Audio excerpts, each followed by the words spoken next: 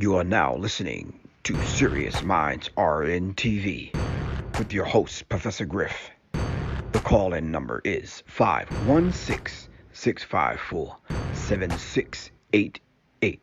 That's 516-654-7688. This is Professor Griff, and this is Serious Minds RN TV. Serious Minds for Serious Minds. Seriously.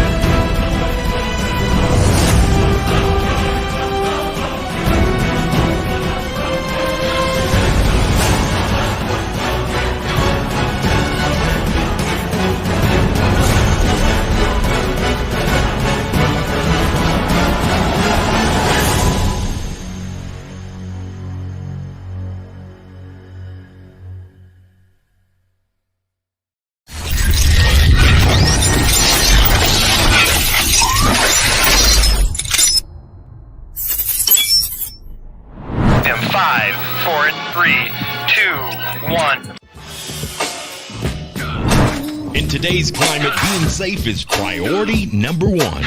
With crime on the rise, we're all left with this magical question. How can I be safe and protect my family? Well, Professor Griff is offering a course that's similar to laser tag, but it's for adults. This safe and firearm-free course will train you in real-life scenarios so that you can avoid being a victim. This course is growing in popularity as a date night out. Add fun and excitement back into your love life, and the reviews are incredible. For more information, call this number below.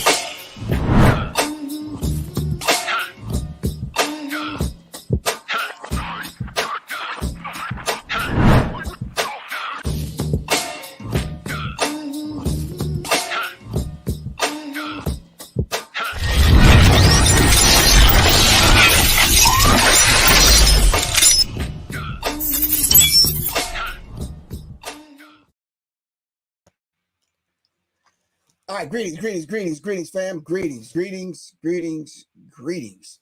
All right, we got Doc on deck. Just waiting for my man to fire medic step up to the plate. All right, sorry for my tardiness, y'all.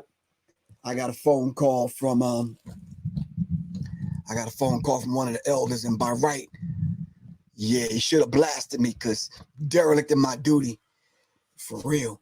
But I'm happy he did call me because he let me know that his operation went well. He's safe. He said he was in a little bit of pain, but he's all right. All right, so let's put up a black power fist of peace sign. Thumbs up to our good brother, our elder, Professor James Small. All right, Professor James Small. If you don't know who that brother is, look him up. Yeah, the brother, you talking about powerful? Yeah. The brother brought me a long, long way, man, from the Public Enemy days, all right, to present. All right, shout out to Quan. What's good with you, Quan? Our moderator. Little Goddess, what's good with you? All right, Little Goddess and Johnny Taylor, y'all like the ministers of information, for real. All right. Shout out to the Serious Minds family, Tito Saunders. Shout out to everybody that's on IG. All right, of course, y'all already know. This is Survival Wednesdays. We're going to be talking about how we're going to do this thing in real time. And I'm not going to belabor the point. We're going to bring our guests right on after word from our sponsors. We don't got no damn sponsors, so we're just going to jump right into it. Quan, what you got for me, man? Quan says, make sure you hit the like button, subscribe, share, fam, and don't forget to hit the bell so you can be notified instantly when we come on, when they allow you to, because, yeah, they be doing some stuff, man, with these algorithms, for real. All right, if you would like to advertise your event or your business right here on Serious Minds RNTV, you can do so. Text me, 678-557-2919. If you need products like the Nasir oil, you can hit up www.devitrywellness.com. All right, if you can't find it on that website, just hit me up directly. I'll have some in stock over the weekend. All right, keep in mind, family, November 19th through the 21st, Myrtle Beach, South Carolina, right into North Carolina. We're going to be doing the Welcome to the Terror Dome, No Retreat, Gun Retreat. Shout out to Rue, Miss Clark from the Buffalo Soldiers. If you want more information, go to my website, www.professorgriff.me. My phone number is 678-557-2919. And without any further ado, let's bring our guests on. Let's make it happen. All right, greetings. How y'all doing, man? What's good, bro? Hey. All right, Griff. Good to go, brother. Good to go. Larry. Hey, well, Griff. Talking about this whole situation that happened in St. Paul, Minnesota, a deadly mass shooting, I believe 3 days ago, at a bar. All right. And when I saw it, I said, okay.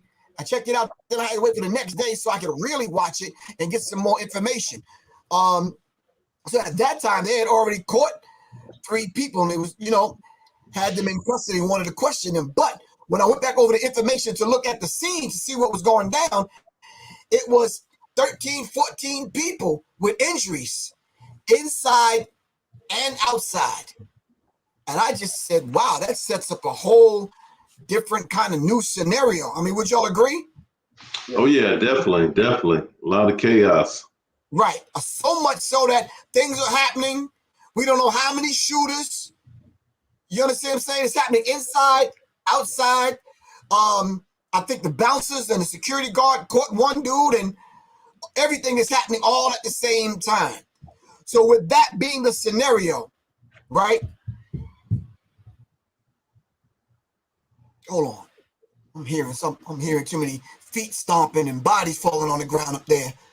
So either they got a hearty laugh going on or something I need to look at. But I'm gonna turn this over to y'all for a few minutes. We're gonna walk through this kind of scenario together, and let's see how we can piece it apart and learn and take and pull the lessons from it. Is that cool? Yeah. Oh yeah. In the meantime, yourselves in case people don't know, and I will be right back. All right. Okay. Hold on. I'll be right back. Introduce Take it away, yourself. Doc. Okay. Yeah. For basically, my name is Dexter Pagans. The Doc is just a nickname. Like I always say, it's a carryover from the military. I was in the military in the U.S. Army for 23 years as a combat medic, and basically in the military, the medic is Doc. Doc is the medic to everybody, because basically that's the first care that person is going to receive. Primarily, be the first care provider once a person get hurt or injured, prior to them being evacuated to a more definitive care. My company, Still Standing LLC, formed a company back in 2012. So I've been at this for about 9 years now. Basically, my company specializes per se, specifically providing emergency medical care training, stop the bleed, and tactical emergency casualty care training to folks in the community. Basically, my thing is, empowering, individual to be a by-doer instead of a bystander. When something happens, having some basic skill to sustain life of that individual, be it yourself, until more advanced medical care arrives. So that's who I am. Larry? Yeah, I'm Larry Pinson. I am the CEO of Pinson Pending Consulting Solutions, LLC. I am a paramedic and a firefighter, retired last year. I still have an active paramedic license in the state of Missouri, which is where I'm from. My family and I, we relocated to Charlotte, North Carolina last year. Done just a ton of work in the last 14 years, primarily on the EMS side as an EMT and a paramedic. And we're just looking forward to teaching more people about how to deal with these active shooter incidents that aren't going anywhere. Every week, Doc and I and Griff, we're exchanging in our group text the latest active shooter breaking news, whether it be at a school, a grocery store, in this scenario that we're going to discuss tonight, a nightclub, and how that transpired, and where all the victims were, and how the Good Samaritans inside the club tended to those victims prior to the fire medics and PD arriving. All right, so for the people that did not get the news, a lot of times, and this is something I'm going to address on another show, but I run into a lot of people that say, well, I don't watch the news. And I scratch my head. I just have to watch the news. I got to know if there's a rapist around the corner, because I have daughters. I got to know if there's a power outage, whatever. I got to know basic stuff. I don't really trust the people on the news, but I'm able to decipher what I need, all right, and extract what I need from the news. So for people, I hear people, I don't know, they wear a badge on their chest. I don't watch TV. Good luck for you. You understand? There's some things I need from the TV and the radio. I know how to decipher through the madness. But anyway, so let me share my screen, and let's just listen to a couple of the clips that they shared with us on what was actually happening in St. Paul, Minnesota. So I think 3 days ago, I think this is one of the ones that happened. This video may be inappropriate for some users. I understand tuition proceed, blah, blah, blah, blah, blah. Gotcha. 7th Street West, Truck Park Bar, on a shots fired. Multiple callers. Copy. 3 shots inside the bar. 1. A horrifying scene unfolding inside a packed bar in St. Paul, Minnesota. Copy. Starting at least 4 medics. I got 1 fading here. Police calling it one of the worst shootings the city has seen. I heard the gunshots and I went to the ground and I could see 4 or 5 people that had been hit. This is not the place to be right now. This is chaos. Multiple suspects opening fire in this bar just after midnight. Cell phone video capturing some of the chaos unfolding inside. There were gunshot wound victims lying in the street outside the bar. There were gunshot wound victims lying on the sidewalk outside the bar.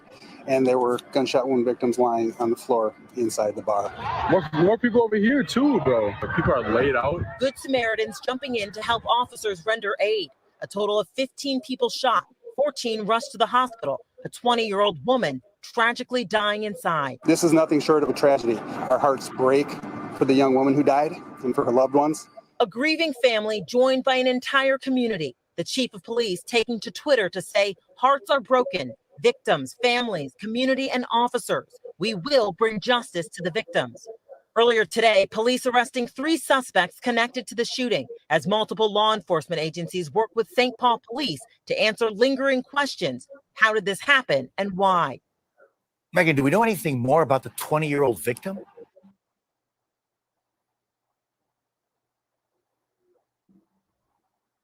All right, family, that's where we at. That's basically the scene. So that was 3 days ago. So since then, I think the police chief, the mayor, and a few other people are moving along with the investigation. But let's look at that scene in our minds. Multiple injuries, 15 people shot, 1 person lost their lives in different places, outside, inside, down the street, whatever. So, brothers, lay it out for me and let me know, how would you even begin to tackle that? Where do you begin? So, with a scene like that, a bar, got gunfire going on the side. Outside of the injuries sustained from the people getting hit from the gunfire, you also probably will have, you probably have some folks probably get injured as well from people stampeding that door trying to get up out of there. Basically, everybody's going to be headed to the door. Those who are shot, those who are being helped out. And then, unfortunately, there's been cases in the past where you've had incidents where there's been like a shooting incident inside like a public space, and it caused like a stampede. So one of the things you don't want to happen is to get caught in that crowd as it's moving towards that exit. Everybody channeling to that exit. You mess around and fall, trip, you're going to get stampede. So maybe you don't get shot or hurt by the gunfire, but you get hurt by people running across your body, on your head, and everything else. So those folks who made it outside, and you get outside, you got people that are injured, laid around. That's where what we've been talking about lately over the past couple of weeks is really important, because one thing we know, and I'll shut up here shortly and let Larry chime in, and that is the response time of EMS is not going to be immediate. It ain't like they ran out the building or inside the building and right away you had the ambulance waiting on them. So while people are laid out on the ground, it doesn't appear like the threat is still ongoing. You got people hurt all over the place.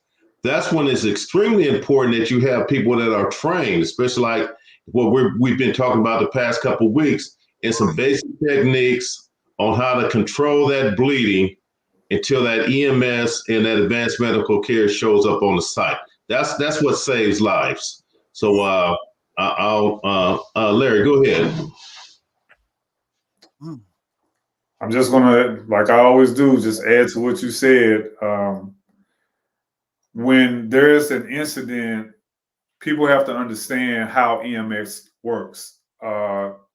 Years and years and years ago, EMS would get a call and they would immediately run to the scene. They didn't care what was going on. A lot of EMS workers got hurt, injured, and even killed because they would just go on scene, no matter if it was a shooting, stabbing, whatever. Well, that changed because we don't want to be injured as responders. So what we do now, and I'm not saying just now, but as of, I can't remember how far back, but right offhand, but we do what's called staging. And what that means is when we get a 911 call, our dispatcher, either verbally and or either through a smart device, be it a laptop, a tablet, a smartphone, we get all the call information on where to go, maybe some patient information, maybe the number of patients or what have you.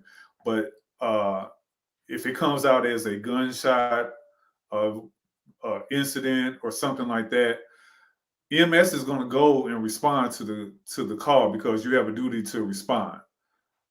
But they're not going to show up right on scene. There'll be 2 blocks one way and 2 blocks the other way, staging for the police to clear the scene to make sure it's safe for them to go on scene. It doesn't matter if it's one person that's shot, if it's 15 people, you could be shooting out blood out of your body like a volcano. If that scene is not secure, EMS is not going to go on scene until it's cleared by police. And so some people may either get further injured, they may even die because of that staging policy. And it may sound cruel, it may sound harsh, but that's just the reality of how EMS works now. And so we'll get into what happened in a few minutes with the Good Samaritans as well as the EMS crews that arrived on the scene. Right. But that's kind of just the start of what I want people to put their mindset in, why EMS did not immediately get hands on patients.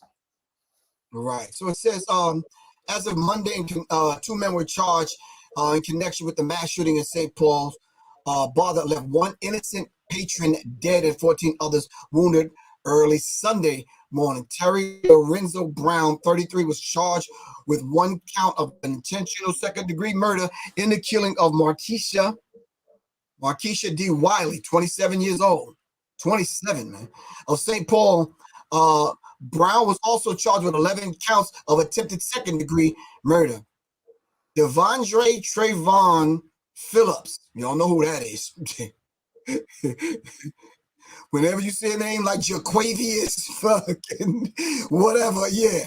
29 faces, 12 counts of attempted second-degree murder. They're giving out basketball numbers, man. Yeah, for real. The criminal charges against Brown and Phillips say dispute over a woman broke out. Dispute over a woman. The dispute over a woman. Let's make that clear. Broke out as they were standing at the truck park bar, and video cameras were recording the entire scene. The complaint says the companion of Brown approached Phillips, who shot him in the stomach. Somebody was with some chick who was probably creeping with the other dude, and rather than using your verbal judo, pulled out a gun and began shooting, injuring 14 people and killing 1. Wow. So now let's get back to the scene. So now you got multiple people shot. Don't know where they're shot at. Some people bleeding out. Like you said, some people probably got trampled. Some people passed out. All right. So how do you do that? Do you focus in on whomever's close to you, who you think has the most or severe injury?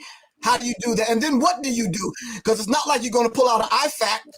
You in a club having a good time. Right. And here I go. And maybe the manager's office has a medical kit on the wall behind the door by the exit side. I don't know. But I'm saying, how do you deal with that, gentlemen?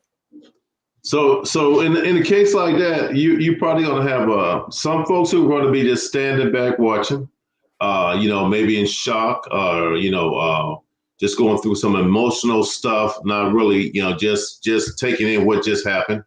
You're going to have, that's what we call the bystanders. And they might not be there bystander because they want to be. Maybe that's just their mental state at that time, emotional, psychological state at that time. They're not really prepared to help anybody. Then you're going to have those who are engaging, those who are basically doing whatever they can, and so as far as the care they're going to be able to provide is going to really be within the boundaries of their training, because we always say that, naturally you revert back to your training. When there's a situation going on, it's almost like the muscle memory type stuff. You're going to revert back to that training. So depending on the level of training or what type of training, maybe they've had some basic CPR, first aid training, maybe they've had stop the bleed training, but you're going to have those folks who are going to just jump in and because you got people all over the place, you'll have multiple people doing multiple things all at one time, and what they're doing is basically, like I said, within the limitations of their training, what they feel comfortable in doing. A lot of times it's just chaos where you don't have any one particular person like taking charge, where like trying to organize the response. Is like initially it's like, hey, how can I help? How can I jump in? And then, so you get that uncontrolled response. So yeah, that's what you're going to have initially until things kind of start to settle in a little bit. You might have someone who will step forward who may have a little bit, you might have had a doctor in the crowd, an EMT who was in the bar, but somebody hopefully who will have like that take charge and be able to get a more organized type of response going on until EMS and law enforcement shows up on the scene.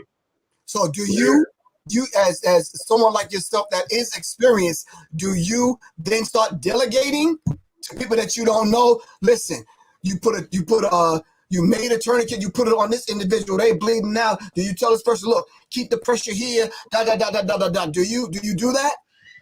So, someone who's kind of trained, I mean, and I would just say this, you can have training, but not really be that skilled and organized. Some people, they're trained, but they don't have that natural leadership type stuff where they can take charge, that take charge attitude. I'll say that.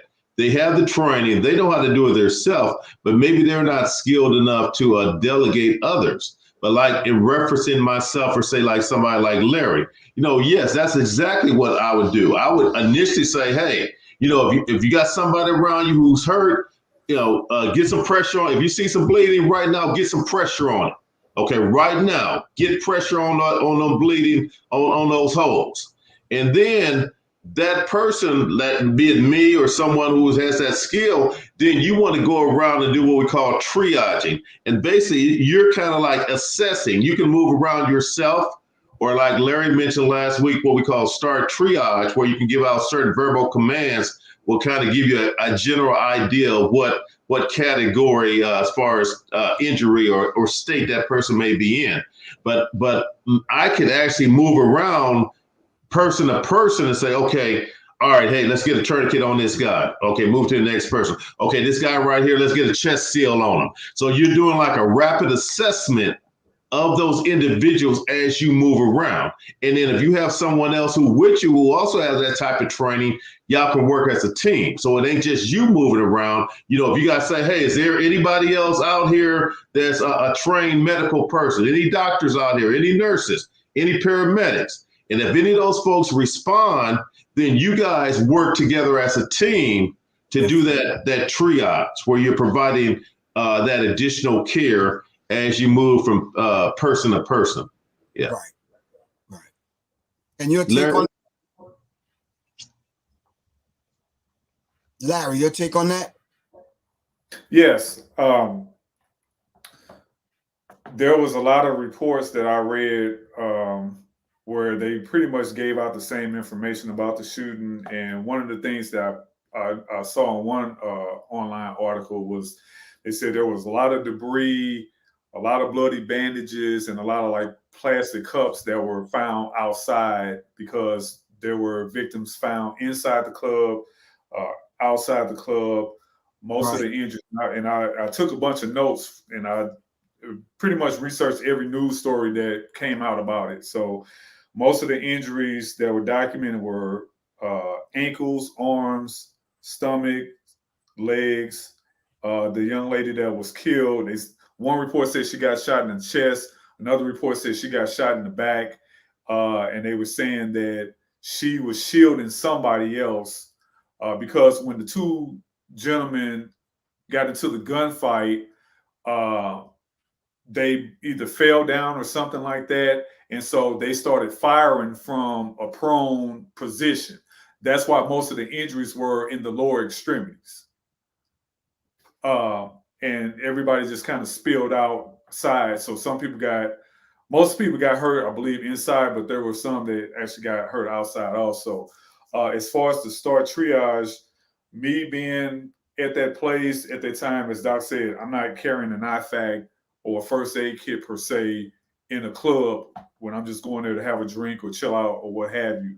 However, in my EMS mindset, I'm thinking about start triage. So there's basically 4 categories that you talk about, and they're based on the color algorithm. So green is the walking wounded. Everybody that's okay, and you can talk and move and all that stuff. You might be a little shooken up, kind of move over to the side so we can start assessing people. The people that are injured, we start going down that list. So yellow would be a delay. So if you got like a bad cut, maybe you got a broken arm for being trampled or something like that. You're still alive and well, but you have maybe a significant injury or something like that. Not something that you need to go to the ER for right now, in terms of a life threat. Then we start getting into the life-threatening color, which is red. So that's an immediate transport. And I call it the big five. So somebody with chest pain, shortness of breath, altered mental status, a lethal bleed, or they're unconscious. Not unresponsive, well, maybe even unresponsive. Because in a situation like that, especially when you got, and we would consider that an MCI, a mass casualty incident, because you have 2 or more patients. So you need more resources to show up to help out. Right. You're not going to be probably able to do CPR on a bunch of people. So anybody, like, there are certain things that we would do to, see if I do a head to the chin lift and open their airway, does that make them breathe? I check it for maybe 30 seconds or something like that. Some people are going to get marked in the black, which is beyond care or a morgue patient, because again, you have so many patients, and if they have these fatal injuries, there's not going to be a whole lot that you can do because you're not going to be able to focus on maybe all of them, especially with GSWs. So those are just things that I would think about if I'm there at that situation. And as Doc said, are you a doctor? Yes. Do you have a medical doctorate, or are you a doctor of philosophy? Right. Yeah. I mean, because I've run into that on the street many, many times where I'm on the ambulance and, I'm treating a patient on the street, and somebody come up to me and say, I'm a doctor. And I'm like, okay, can I see your medical card? And they're like, oh, I'm a doctor of education or something. I'm a principal at a school. Sir, can you stand back a little bit? Now I may get them to help me if I need CPR on this person or something like that. Every 2 minutes you want to rotate. But other than that, you look for anybody that has some type of medical training. It could be a medical student, it could be a CNA, it could be anybody that has some medical training. They don't have to be active. They could be retired like Doc and I are, Right. But you just want somebody that can that kind of knows what they're doing. So basically, do you actually really, I'm not trying to be facetious, or you actually check someone's card, or you in the midst of trying to help someone save a life? I don't give a fuck whether you got the green card or the blue one, or what date is on it, whether it's stamped or not. I'm like, bro, I need some help. Can you? You're a doctor. Good. Come on. You understand what I'm saying? I've done that when I was working in the field. I'm just saying, I was just giving you an example of my experience working on the street. That was one of the things that I would do if I asked somebody for help, because sometimes, especially I've worked for a private EMS service. Sometimes on the advanced life support call, it's just my partner and myself. If we got more than one patient, I got to call in and say, hey, I need everybody and their mama to show up here. I need more trucks and more crews or whatever. In the meantime, I need to find out who can help me. And so that's maybe one of the things that, we're trained to ask if somebody says that they're a doctor, because sometimes doctors want to take over patient care, and they can do that, providing that they are a medical doctor. Right. So that's why I bring that up. No, I got you. Yeah, and I would just say that in a scenario like that, especially while you wait for EMS to show up on site, or like Larry said, they're in a staging area waiting for law enforcement to come clear to deem the area safe for them to move in and start providing care. So so basically at that point, you're pretty much dependent upon those other bystanders, those other people that was in the club. And we know when it comes to mass casualty, an incident like that, your first priority, even if they don't have any kind of medical training, you tell them, hey, if you see some blood coming out, get some pressure on it. And the reason I say that is because, your number one priority in the trauma is stopping the blood loss, controlling that bleeding. Then the second priority is airway, make sure they got an open airway, and which might just be a simple head tilt chin lift, open up the airway. And if they're not breathing, then of course you're going to be doing some CPR. But your initial thing is, your number one priority is looking and trying to find them holes to make sure that person ain't bleeding to death. So if I have a non-medical person, I could say, hey, get your t-shirt, get your towel, get some pressure on that bleeding and hold it. Okay, hold it there. Don't let off. That might be all they end up doing. That might be the extent of the care they provide and are going to be able to provide, or you be able to provide because of the number of people until, that EMS shows up on site. Right. Do you focus in on that one individual, or are you focusing here, but your head is on swivel looking for who else needs help? How does that work? So like mass casualty incident, you cannot just focus. And that's really, depending on your level of training, like Larry being paramedic EMT and myself having that background, right away, we do like what they call a rapid patient assessment. We looking for certain things. You look for those things, you treat what you treat, and you move on. You don't continue getting fixated, or you got somebody who's there. You say, hey, continue keeping pressure on this. Okay, continue to monitor this guy, and then you move on to that next person if you're operating in that manner. Because like I said, you got 14 people laid out on the ground. Some of them on the outside, some of them on the inside. So if you stay outside and your total focus is what's going on outside, for example, because you done got fixated on that one or two people, you've missed them other 3 or 4 that's still inside the club dying on you. And everybody else then left out the club. Everybody evacuated. Everybody got up out of there. So you don't know if there's someone inside the club trying to help these folks, or if those folks is laying inside on the club floor bleeding to death.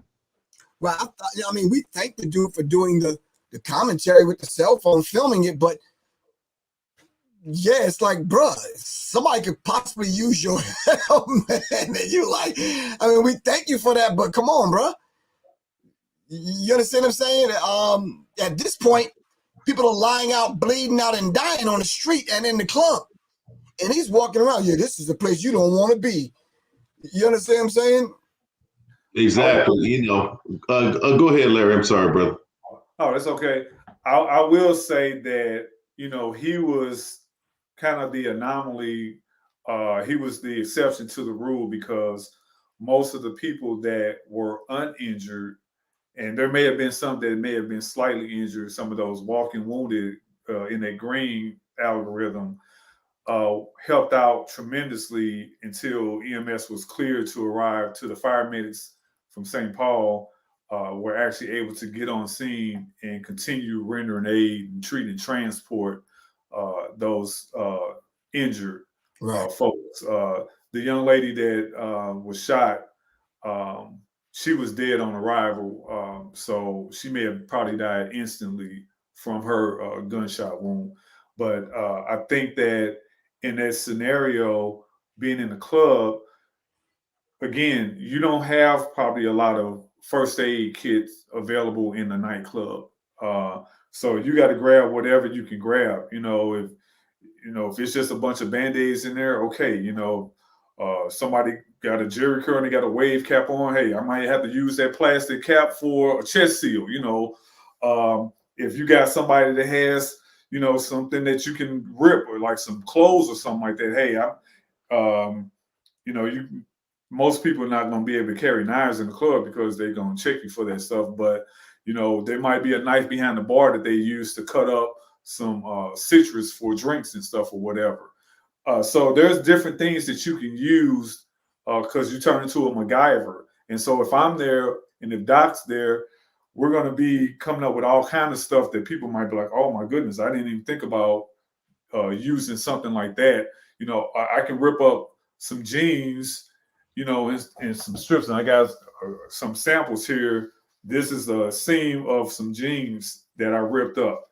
And you can just take these and make a windlass with anything, a screwdriver. You can pin, a couple of pins or something like that, and make a tourniquet high and tight on these injuries. Like I said, most of them were in the lower extremities. So those are just things that I try to keep in mind when I'm going out somewhere, because I just never know where something's going to happen. And nowadays, it's not a question of if it's going to happen, but when. And what are you going to do? Let me say something in reference to what you said. Now, you said you might not be able to get a knife in there, but so somehow they got guns in the place. So you understand what I'm saying? So yeah, and there's always a knife behind the bar. There's always a knife behind the bar. My daughter, she trains and teaches bartenders to be bartenders. Okay. There's always a knife.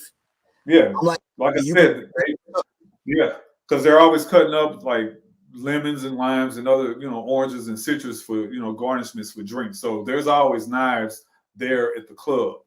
A lot of clubs have kitchens where they, cook and serve food too. So you can, if you need to get an improvised chest seal, all you need is some saran wrap. If they got a kitchen in the back, or even if they don't, they got towels there, because they're drying their hands, they're using them to dry the glasses and different things like that. So you got a bunch of supplies readily available to treat some of these injuries. You just have to be mindful of what's going to be more important for you to look at. And again, you can't just focus on one person because you got multiple victims. Right.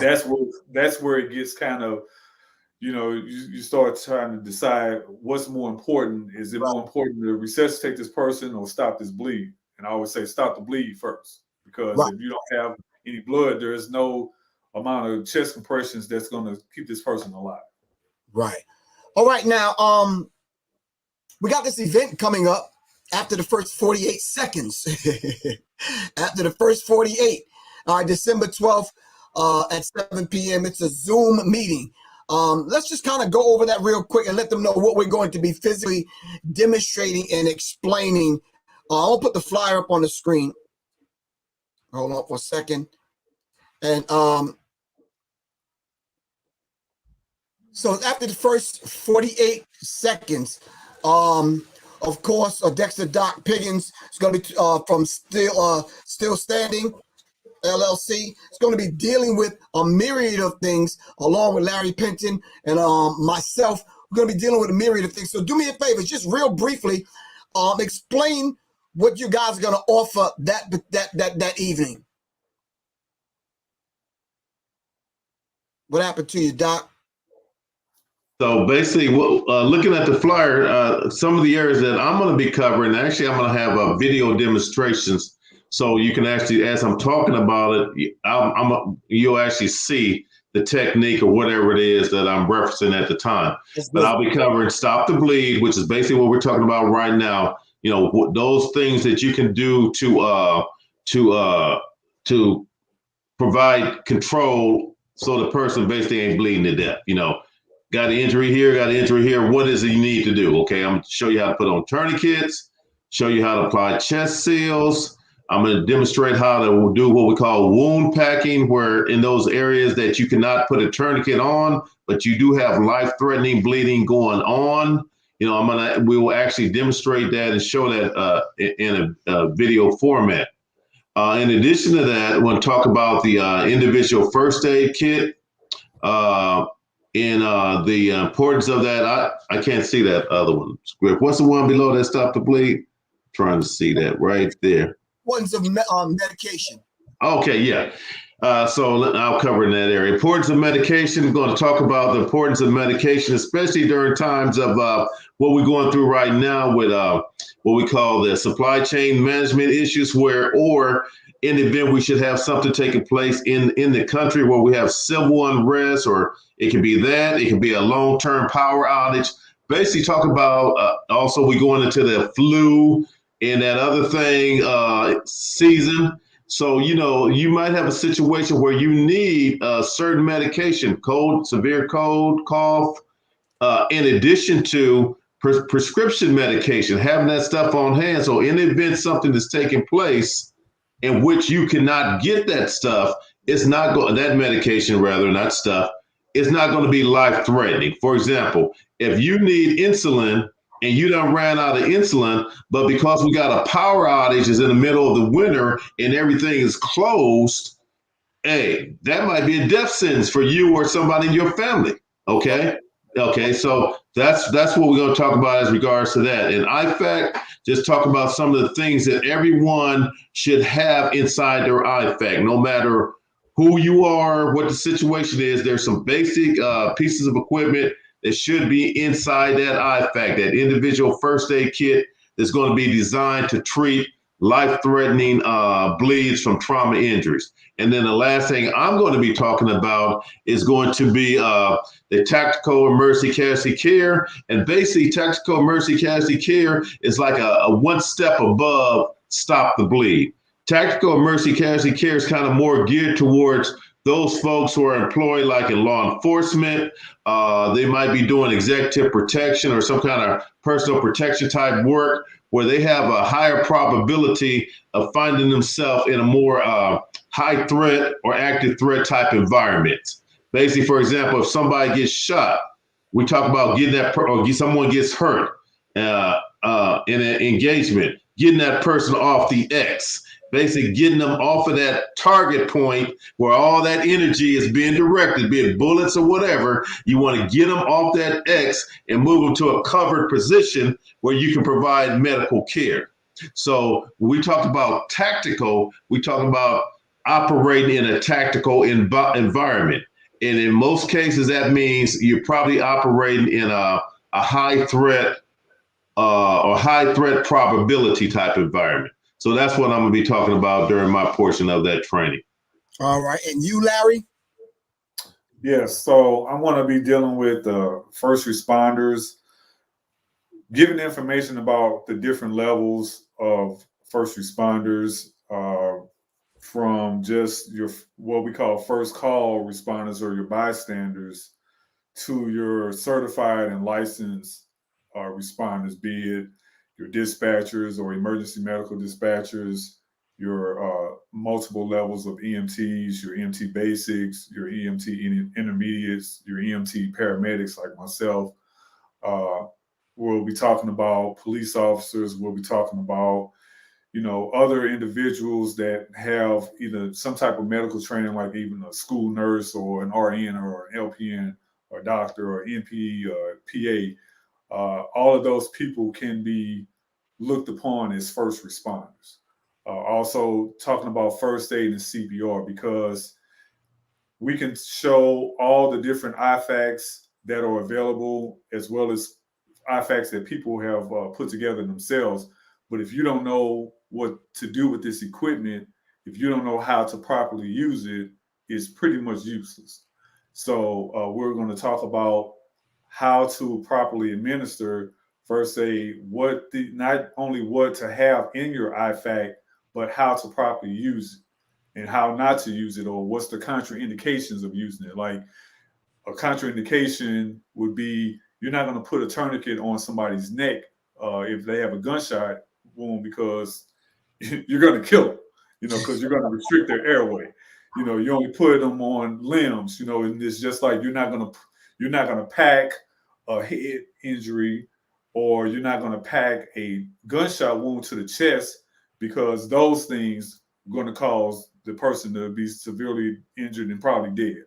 So we'll talk about first aid. We'll talk about CPR, how to properly do it, how not to do it. Now, we're not certifying people in CPR. We're just showing you what's proper, what's not proper, the rate, depth, and all those things. And also, we're going to talk about proper gear and mindset, which really, to me, delves into how do you prepare yourself for a situation that you may just run across because you were at the store, you were at the nightclub, there was a shooting in Memphis, in the Memphis area. 3 postal workers were killed. I just read about that today and I sent it to you guys. What do you do if you're at work and you start hearing gunfire inside or whatever? So part of what we're doing with these Survive in Real Time is we got to get people to understand that again. And I know I sound like a broken record, but I'm going to keep on. It's not a question of if you're going to be involved in an active shooter / hostage event. It's a matter of when. And so, and what you should have, or what can you have as far as improvising stuff, because again, you're not going to always have an IFAC or a first aid kit available. So those are the things that I'm going to bring to the table, and we'll all collaborate on those things too. Right, and I think what I'm going to lend to that particular discussion, beyond hosting it and bringing these two gentlemen in that environment that evening, is dealing with situational awareness.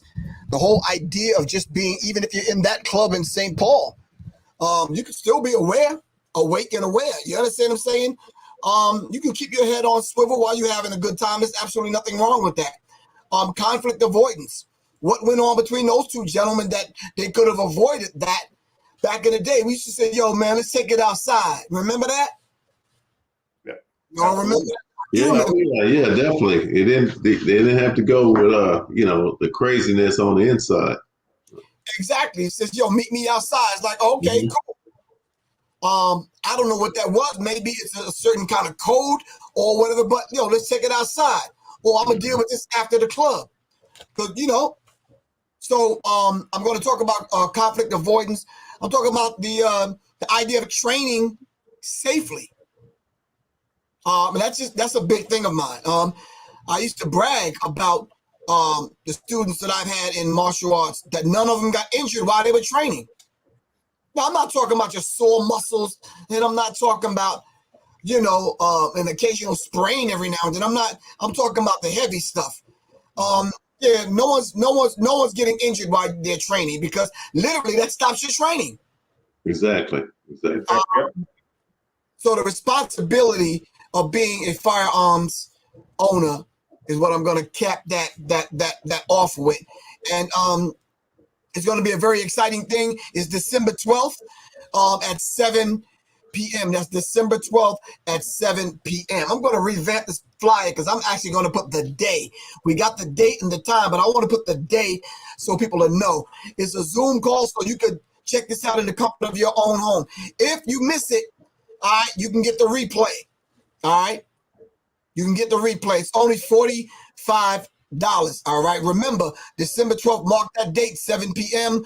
And, of course, this is after the first 48 seconds. All right, let me get my screen back. So I talked to Larry earlier, Doc, and he had got the book in, dealing with countering mass shooter threats, a comprehensive playbook for every house of worship, school, business, and family in America. We got to understand the mindset of the people who put the book together. And what is it that they foresee or even see or have experienced that we don't see? And be able to pull from this to be able to educate people as we move forward. Very, very, very, very, very good book.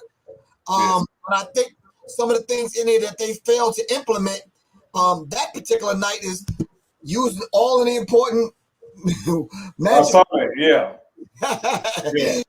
And I was in the very back. It's like one of the last chapters, because it's like 190 pages. It was like on page 183. Right. I thought about you, Doc, when I was going through it, dealing with these particular injuries that you got to deal with on the spot. And like Larry always say every week, you got to turn into MacGyver, man. You got to use what is at your disposal. Exactly. Having access to a tourniquet and knowing how to use it is two different damn things. I've learned that from y'all. Right. You know what I'm saying? So it's a wealth of knowledge in the book, man, and they give you serious examples in the book, and they go over training indoor and outdoor, whether it's at a football field or soccer game or hockey game, or hell, after the Eagles won one Super Bowl one year, them fans took to the street and they were destroying stuff, man. Mm-hmm. That's right. The question I want to ask your father, I guess I got to save it for next week because we only got 5 minutes left, and I want you to give the people your information on how to contact you and how to donate to your cause. All right, so as with 5 minutes left, let the people know how they can contact you, give them whatever information that you need them to have, and then we'll end on that. Okay. Once again, my name is Dexter, Doc Pagans. I can be reached if you're interested in reaching me. But anyway, I can be reached via email, and then my email is stillstanding7@gmail.com. That's STEELSTANDING7@gmail.com. Follow me if you on Instagram. You want to follow me on Instagram. I'm still.standing. Same thing. STEELSTANDING, still.standing on Instagram. And also on the 23rd of October in Atlanta, at probably one of the, I would like to say it's probably one of the best shooting ranges. Shout out to my buddies over there at Stoddard's Indoor Range. But anyway, on the 23rd of October, from 11 to 3, Stoddard's Indoor Range in Atlanta, Georgia. Going to be teaching a Stop the Bleed class. So if you're interested in coming out and checking it out, you can go to my website, register for the class. My website is www.stillstandingllc.com.